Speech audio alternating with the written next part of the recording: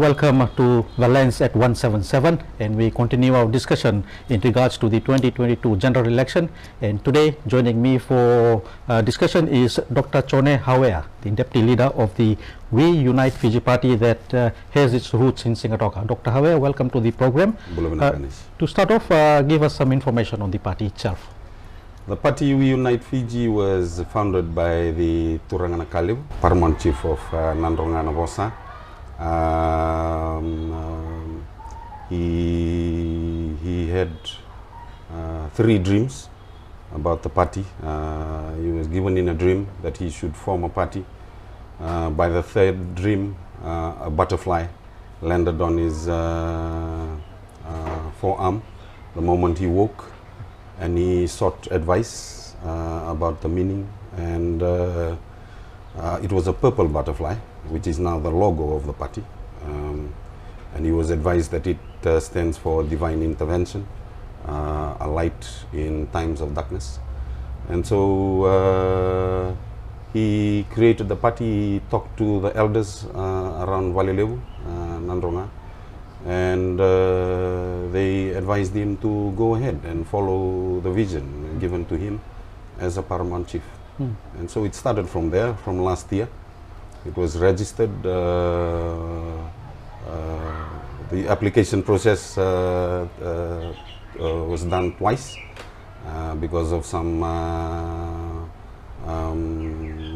regulations that the first registration didn't comply with. It was done twice, and it was registered from last year. We have a board, 2 vice presidents who are women. One is an indigenous Itaukei, the other is of Indian origin, from Nandronga. And we have a party leader in Mr. Rupeni Nandalo. I am the deputy, and now we have a confirmed list of 20 candidates confirmed by the Fiji Election Office. So let me just get this correct. The current Kalevu had a dream. What was this dream about specifically? Did he talk or mention that? He was told, remember the Itaukei people.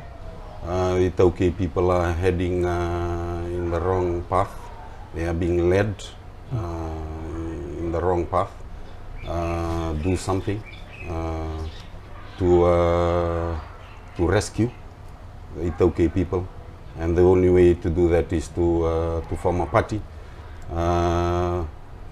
What he was told in the dream is to not to take part in politics, but to just start up the party. The people will be brought to lead the party and to take the party forward. Interesting. So in other words, the Itaukei Fijians are not being led in the right way currently? That is what was told in the dream, and that is what he also believes in, that the Itaukei people are not being led well. Our voices are not being heard. Our needs for a long time have not been met, despite many promises. And so, yes, that's what he responded to. Can you explain Itaukei voices are not being heard? In what way? In what sphere? In what sections? If you remember, Anish, when the Bill 17 came out last year, Turangana Kalevu was the only chief that stood against the Bill 17.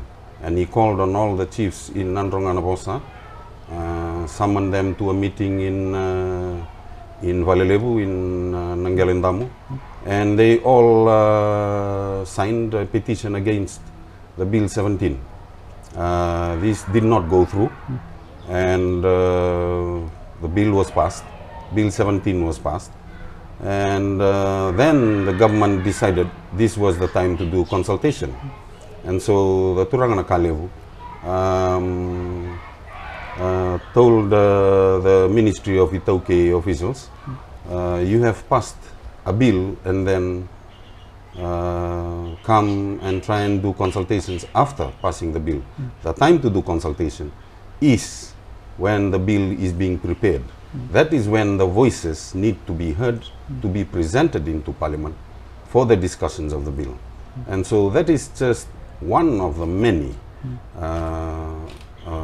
situations where Itauke voices have not been heard, and there have been quite only a few number of chiefs who are able to voice the concerns of the grassroots people.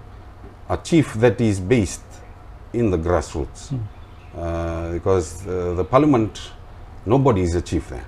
Everybody is a commoner. Everybody is equal in Parliament. A chief is only recognized when he is standing from his vanua. And so voices of our people go through the channels of our chiefs. And so in that way, the voices of the people have not been heard. So the party, We Unite Fiji Party, if I ask you, is the party a proxy to another major political party in Fiji, that you are there to break up the Itoke? Absolutely not. Absolutely not. The We Unite Fiji Party was founded by the Turangana Kalevu based on his dream and his visions and what he stands for, and based on what we believe also, those of us who are supporting the vision and the dream and the cause. And we are not proxy to any party. We are proxy to ourselves and what we believe in. Ratu Tevita's late father and the former Kalevu, Ratu Sakyusa, why do you think he never formed a party when he was there? Well, every chief, has the prerogative to make his or her own decision in his or her time of reign. And so that was his decision. And Ratu Tevita Makutu now, as the current paramount chief, has his own decision to make in terms of forming a political party or not. Why and why isn't the Kalevu himself contesting the election? The chiefly status in the Itauke customary governance mechanism and customary practices, a chief is only a title recognized in the vanua, especially with the current constitution. If you see the 2013 constitution, there is no role for the Great Council of Chiefs. And so there is no legal role for any chief in the governance of the people. So we can only recognize a chiefly status if he remains within the foundation, the chiefly foundation of the vanua. And that is the reason why we are also happy that he decided to follow what was said in the dream, not to contest the election. Because he remains respected, revered, and that chiefly status remains a sacred position amongst our culture when he remains in that position. Let us fight the fight. Let me ask you this. I know you have got the ear of the Kalevu. Has he shared with you the story that he was approached to become the president of the country, and yes. what transpired? Yes, he was the first one approached to be the president of the country. He kindly refused the offer, and it also came with, and one of the reasons he mentioned was because it also came with some incentives for the Nandronga Navosa province of some development fund, the details of which, Anish, we cannot discuss here. But there was some funding for development for Nandronga Navosa, and he refused the idea of accepting funding only for his province, and he said, what about the other provinces that are poorly developed? I am not only a chief of Nandronga Navosa, I have Wewakani relations in all over Fiji, in all the provinces, and I represent a leadership of a people. And if you want to develop my province, then develop the other provinces. So that was the main reason why he refused the presidency offer.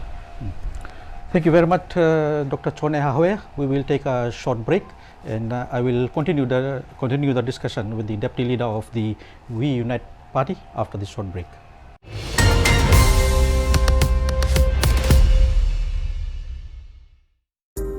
We were around when the deed was first signed. We were around when the first car engine roared.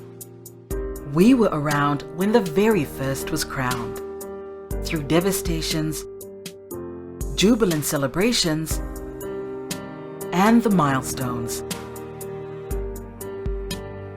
We will continue to be around to bring you all the stories first.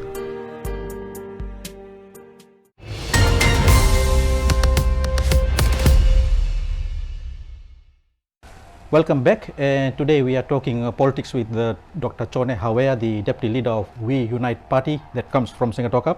Doctor, you're a small party. There are several small parties. There are some bigger parties which you could have shaken hands with. Why hasn't the party formed a coalition with anybody? Our leader, the Turangana Kaliabu, is very clear on who he wants for us to partner with. And we must partner with a party that is not tainted with coup-makers, because the respect and reverence for the rule of law is our main pillar. We want a coup to end, the coup culture, and we believe that those who have committed the highest crime on the land and protected themselves under the immunity clause in the Constitution are cowards who could not face up to the crime that they have committed. And so we cannot align ourselves with those. And unfortunately, when we were still considering partnering with, say, Unity Fiji or NFP, they partnered with SODELPA and PEP, People's Alliance Party, and those two parties are infiltrated with coup-makers, those who have participated in one of the three coups. And so that leaves us no choice but to stand alone. That is the main reason. We cannot align ourselves with lawlessness. Okay. Your the current election system in Fiji doesn't favor independent candidates and small parties who don't have a famous face in there, based on 2014, 2018. So what is the driving factor in this party that will get the people as the Kalevu saw in the dream? We are Vanua based, Anish. We may look small because we do not have much funding like the other parties. But that does not mean we are small in numbers. We represent the Vanua. And the people of the Vanua represent 75% of the population of this country. So from one perspective, we may look small because we've just started and we do not have the front runners from the previous elections. Yes, in that sense, I agree, we look small. But we represent the voices of the Vanua. The people, the Itauke people, and our structure is that of a Vanua. We are led and founded by a leader of the Vanua, the Turangana Kaliu. And we will only speak what we believe is the voices of the people of the Vanua.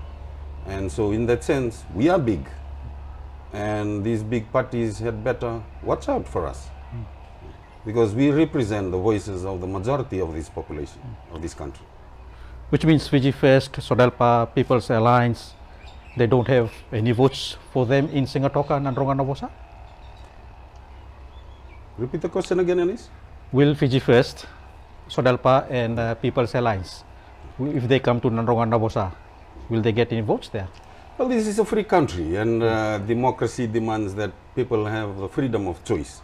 And that is the second pillar that we stand for, the freedom of choice. We will present this to you. We will say we will represent your voice. But people have a right to choose whichever party or candidate of their choosing come election day.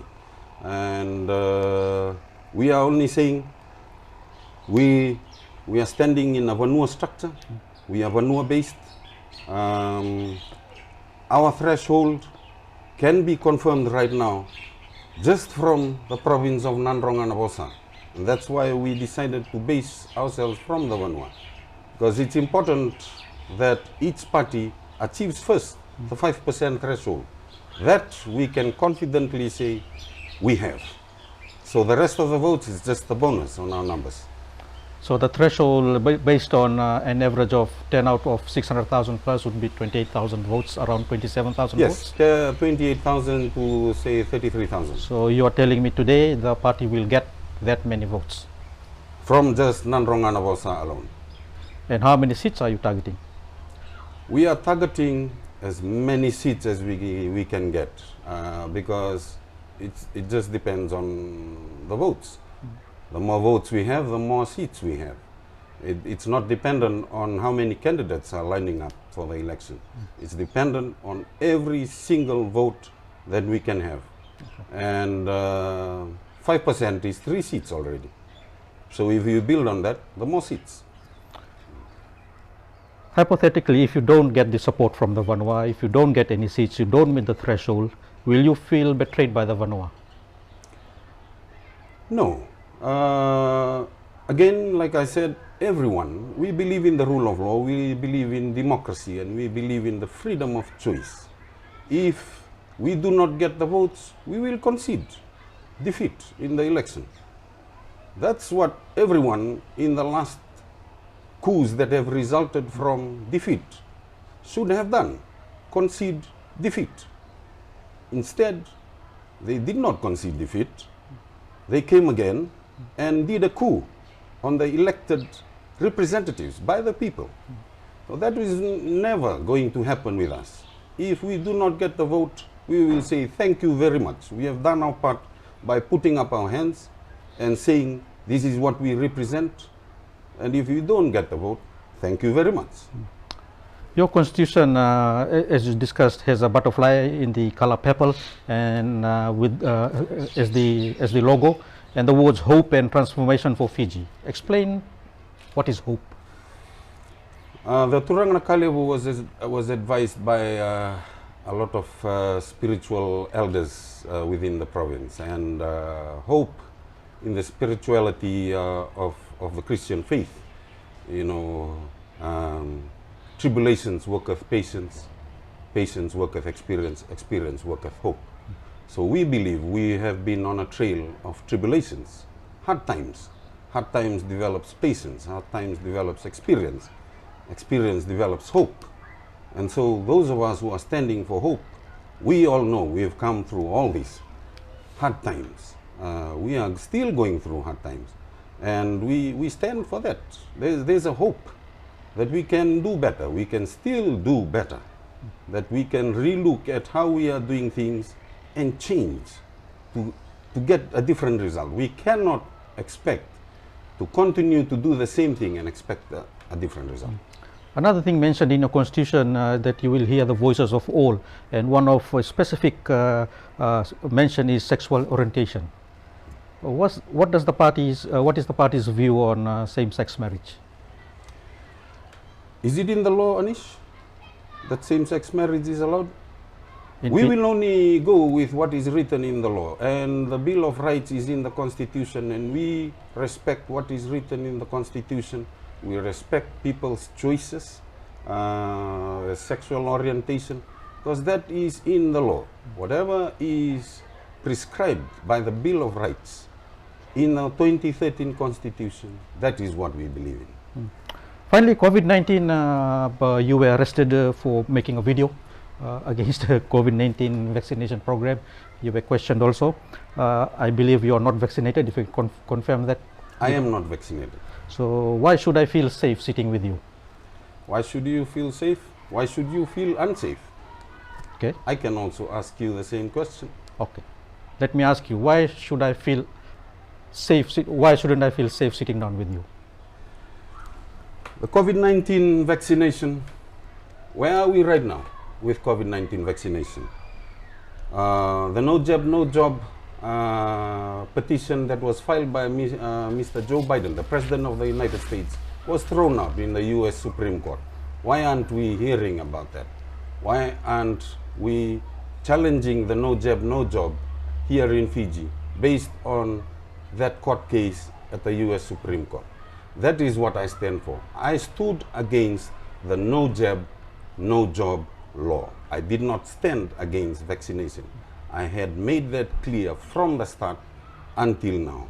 My choice to not being vaccinated is because I know what the COVID virus is. I know what the COVID vaccine is. I made a choice. I will not get vaccinated.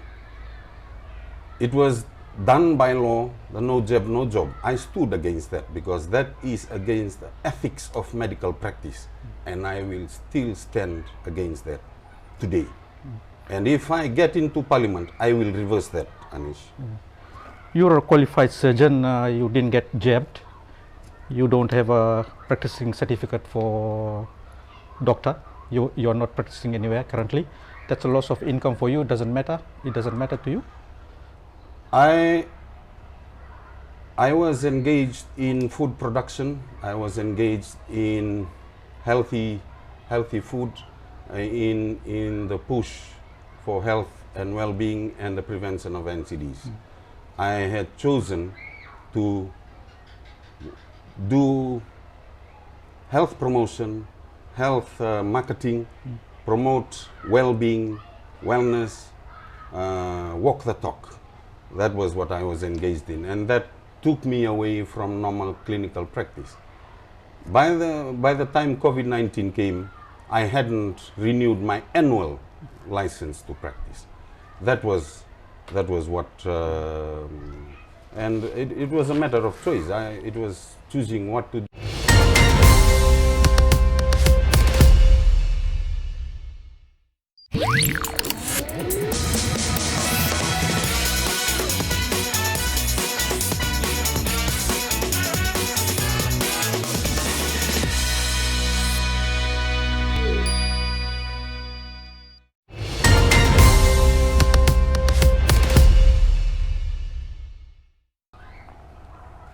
Welcome back, and today we are talking to Dr. Jone Hawea, the Deputy Leader of We Unite Fiji Party. Dr. Jone, let's start with some specific policies of the party, and I want to touch on health first.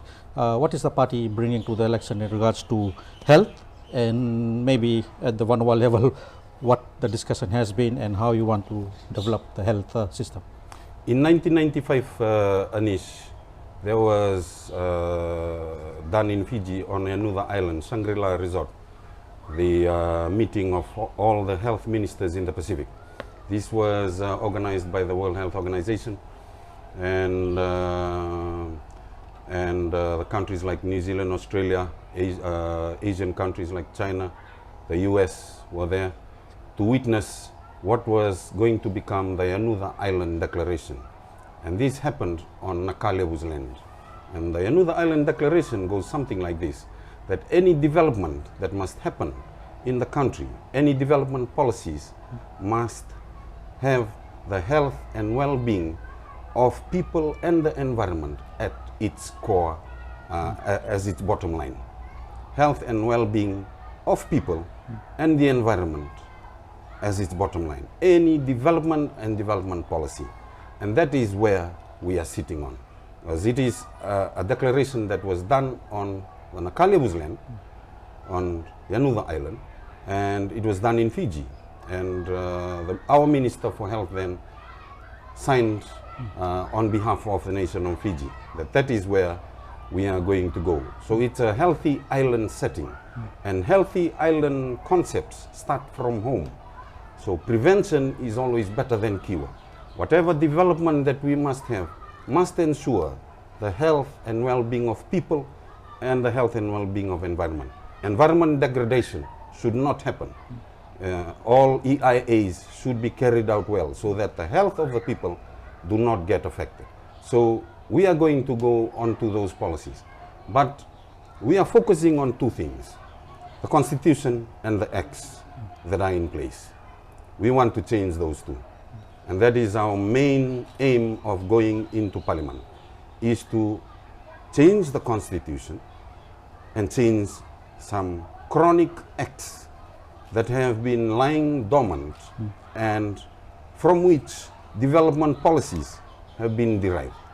And a lot of politicians have promised a lot in their policies, but when they go into government, they cannot do anything and they look like liars during their campaign. But it's because the laws are stringent. The boundaries of the law that are in place does not allow them to do anything. The moment we change these acts, that's the moment we enable developments that especially the Itaukei people have been crying about. For example, we only own 6 feet and 6 feet of the land, from the surface of the soil to 6 feet. Below that, Itaukei people do not own. And that is from a law that was created by the British. We do not own the seashore and the seas and the rivers. Why? Because a law that was passed by the British on our fisheries does not allow us to own the waters from the high tide mark to the bay, to the reefs and beyond, to the exclusive economic zone of Fiji. Itaukei people do not own that. Who owns that? It used to be the Crown, now it is the state. The main question is, who is the state for them to own this? Who owns 6 feet and below? It used to be the Crown, now it is the state. We want to change that. It needs to reflect Itaukei people. What is beyond 6 feet? Gold, silver, copper, minerals, oil, all the natural resources that can be turned into development. But Itaukei people do not own that. That is what we want to change. When those laws change, then the policies can reflect the change. And then the voices of the people can then be heard. Talking about changes in the constitution, let's say you have 120 seats, and to change the constitution states that you need 2/3 of the parliament to agree. 75%. Exactly. That is so 42 seats. So 55 out of 55 and 2/3 will bring you to 36 number. You have 120. You need another 16 people to come and support you to change the constitution. And you have, after election, then we are ready. but you might end up wanting to speak to the coups, the people who did coups that you oppose. You might want if to. it has resulted from the choice of the people, then we are ready to work with them, because we have no other choice. The people have chosen. That is different. After election, we are then ready to work with others because the people have put them in there. So which means, let's just be clear. So you're okay to work with Mr. Bainimarama, Mr. Rambuka after election, should they be in parliament? If it is the result of the choice of the people, yes. Yes. Because it is not of our choosing after elections.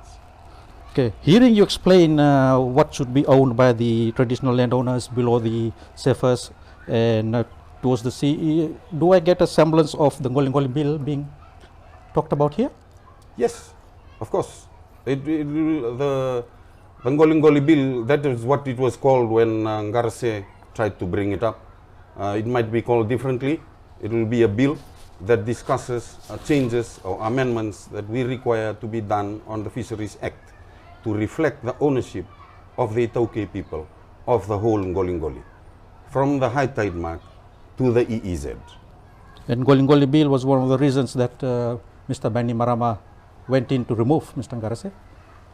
Well, Mr. Bainimarama has made many statements as his reason for his coup. One of it was that Mr. Ngarase's policies were racist. There is no justification for any coup at all. Full stop. A coup is a coup. It is the highest form of crime. You cannot justify the highest crime on the land. That is rape and murder of the Constitution. You cannot say that racist policies is the reason I went and raped and murdered the Constitution, and therefore raping and murdering the whole nation. There is no justification of any coup, Anish. Okay. The Golden Gully Bill will send the idea you have presented here with us today, will scare off investors, will scare off those tourism operators, will scare off maybe the individual. Why? Why should it scare off investors? Right. These are lies put forward to people that it will scare off investors. Any investment requires that a resource owner becomes part of the investment. That is what the Itaukei people have been crying about. In a business deal, you have someone with money, an investment of finance, and you have someone with a resource, and we partner up and we build a business. But the Itaukei people are resource owners. The English people took this away, and it has remained in law. It was returned through a coup in 1987, not through independence, because our head of state during the coup was still the Queen. And so all these laws still reflected the crown. Through the coup, we were made republic, and then these laws started to shift from the word crown to state. Why couldn't it shift from crown to the Itaukei people who originally were the owners? That is what we are saying, and it will never scare investors, because this is part of investment. Resource owner, you bring your finance, we make a deal. What is the shareholding? Profits. And you will have this implemented right across Fiji should your party come into power? Right across Fiji. Right across Fiji. Because there are different landowners and different Golden owners. And it requires a meticulous. And the Itaukei people are now well educated. We are now ready. There are many educated people who are experienced, well achieved. And many are out there who can do this work. It's just about setting the laws right that will enable and accommodate this process. That is the most important thing. If we focus on policies, after 4 years, we would have done nothing to bring in a change. We might as well not participate in this election if all we are focusing on are policies. The policies will only align according to the boundaries of the law that is in place. And that is why a lot of Itaukei politicians have been labeled over the years by our own Itaukei people that they are liars. But you know, these are honest people. These are hardworking and well-achieved, educated people. It's just that the boundaries of the law was rigid, and they couldn't do anything. So the only thing that they can do is 6 months before the next election is just to try and remain as a minister. One last question. If you become a minister, if members of your party become ministers, will they use black tinted big Prados to move around the country? I am against black tinted big Prados with engines turned on for as long as a government minister is having a meeting. So as long as a minister is having a meeting for 3 hours, these black Prados with tinted windows, like you said, is running with air condition. And we are saying, climate change, you people, we are hypocrites. I would rather go in a Prius as a minister, because it will cut cost for the taxpayers who are already struggling in this country. We are struggling. 75% of Itaukei people make up the poor population in this country, as by the Fiji Bureau of Statistics. How can we ride around in black tinted Prados and turn on air condition for 3 hours while I am busy just yapping away in a meeting? That is injustice to people. We will never do that. Our team is made up of people who have served the grassroots. That is what Turangana Kalevu has approved of our team membership. People who have served the grassroots. So we know what the struggle is. We are the struggle. We know what struggle is. We've come through it, and we will make sure that our people do not struggle anymore. Dr. Jone Hawea, Deputy Leader of We Unite Party, thank you very much for speaking with us. Join me again soon when I will have discussion with another person on the 2022 general election. See you soon.